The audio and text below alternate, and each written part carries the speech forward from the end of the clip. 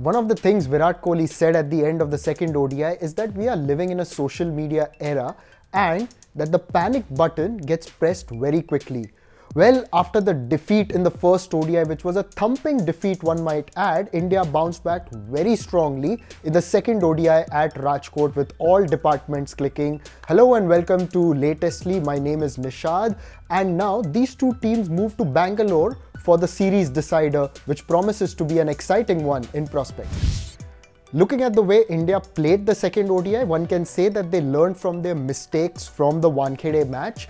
For starters, the batsmen were a lot more positive. The openers set the tone. Shikhar Dhawan and Virat Kohli then ensured that the momentum kept going forward in the middle overs. They didn't eat up too many deliveries, and of course Virat Kohli going back to number 3 was one of the big developments and possibly one of the biggest lessons from the first ODI at Wankhede. Coming to the bowling, the bowlers were good. They bowled the right lengths and learned from the mistakes they made in the first game, especially later in the innings during the slog overs. The Yorkers were bowled very consistently, and that's where India sealed the game. But one of the biggest talking points from Rajkot is KL Rahul. Rahul had to take on a dual responsibility, you can say, because he had to take on the wicket-keeping gloves in the absence of Rishabh Pant, and then at number 5, he played a game-changing knock, and it truly showed the kind of a flexible batsman that he is. But going into the third ODI, there are a few areas of concern for India. Particularly, there's no clarity as of now as to whether Rishabh Pant will be available or not.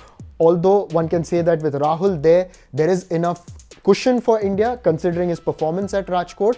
But then at Rajkot, we saw that both the openers Shikhar Dhawan and Rohit Sharma suffered from injuries. As of now, at the time of recording, we assume that they would be available for India. So this is what the lineup should look like. They should retain the same side that beat Australia in the second ODI at Rajkot to have a good chance of winning the third.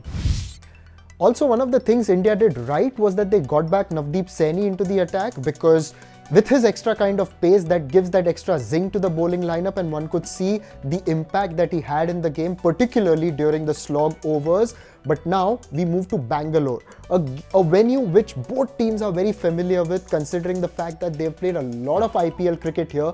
So what's it going to be like? Because one knows that big runs can be scored there at Bangalore, and if you win the toss, what would you want to do? Australia so far have won the toss and elected to bowl first in both the games. Here too, the team winning the toss may want to chase, considering the past records at this ground.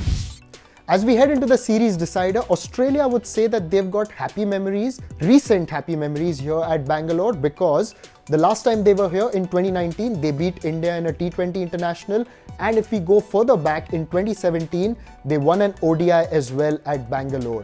But the last time these two teams played a series decider in an ODI was back in 2013, and back then Rohit Sharma scored his first ever double century in ODIs, and India recorded a great victory. Australia did fight with James Faulkner scoring 100, but that high scoring game showed what these two teams can produce when they're competing hard for a series. And if we have a game which is even half as good as the one we had in 2013, we are in for some great entertainment on Sunday.